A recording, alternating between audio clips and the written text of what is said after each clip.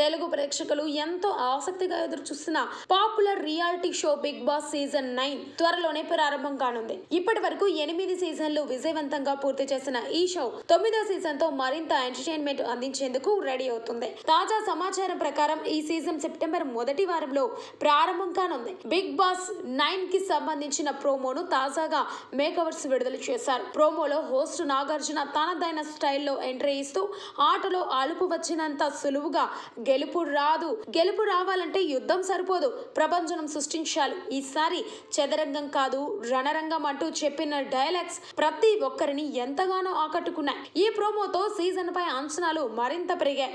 ఇక మొన్నటి వరకు సీజన్ 9 కి హోస్ట్ మారతాడన్న ప్రచారం జరిగింది. విజయ్ దేవరకొండ లేదా బాలయ్యలో ఎవరో ఒకరు షోని హోస్ట్ చేయనున్నట్లు పుకార్లు పుట్టించారు.